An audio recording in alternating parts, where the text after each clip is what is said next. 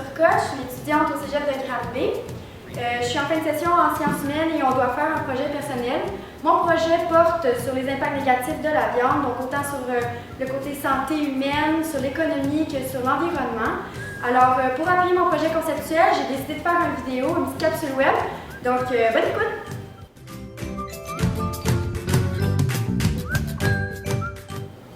Donc, pour commencer, quelques petits points importants à savoir sur la viande.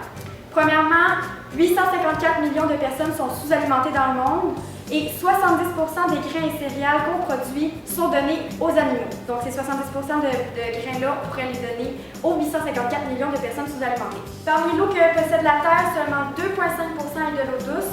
Parmi celles-ci, seulement 1% est disponible et 70% de cette eau-là est donnée aux animaux. Pour produire 1 kg de bœuf, il nous faut 13 500 litres d'eau et pour produire 1 kg de blé, il nous en faut seulement 1160. Avec le même nombre d'eau nécessaire pour produire 1 kg de bœuf, une personne pourrait se toucher quotidiennement pendant 1 an.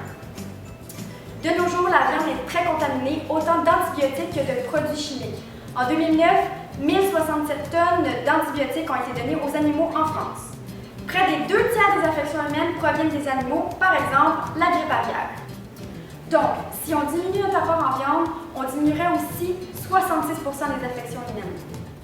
Une alimentation riche en viande augmente le risque du cancer du côlon, ce qui coûte plus de 2 800 000 $ à l'État par année, et augmente aussi le risque de maladies cardiaques, puisque la viande est riche en cholestérol.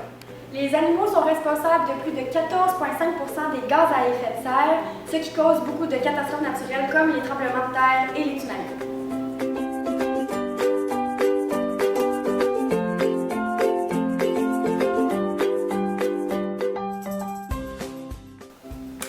Donc, en sachant tout ça, maintenant notre but, ça va être de diminuer notre apport en viande, autant pour l'environnement que pour l'économie ou que pour aider les personnes sous-alimentées, le nombre de personnes sous-alimentées à réduire. Donc, pour vous aider dans votre démarche vers le végétarisme, j'ai décidé de vous concocter une petite recette de smoothie vert. Je me suis inspirée du site 3 fois par jour et aussi du livre Les aliments contre le cancer. Il nous indique aussi tous les aliments qui ont des molécules phytochimiques et cela, ça nous aide à réduire notre risque de cancer qu'on a contracté durant notre apport en viande. C'est un très beau livre, je vous conseille de le lire fortement.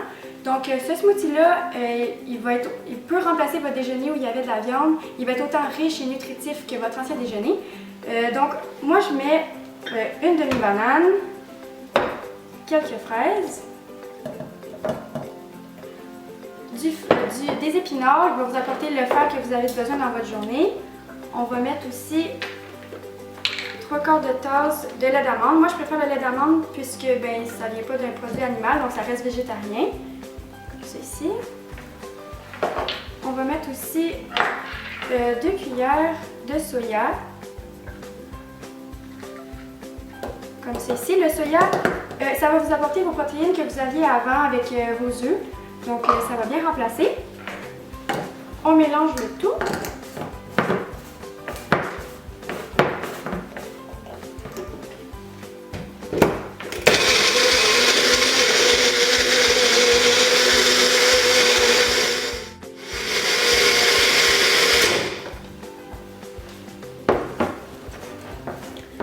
Donc, voilà le produit final. Moi, j'aime toujours ça rajouter un petit peu de graines de chia qui contiennent beaucoup de calcium, de protéines, de fer. Donc, ça complète vraiment votre smoothie. Voilà, comme ça. Et vous avez maintenant prêt pour une journée.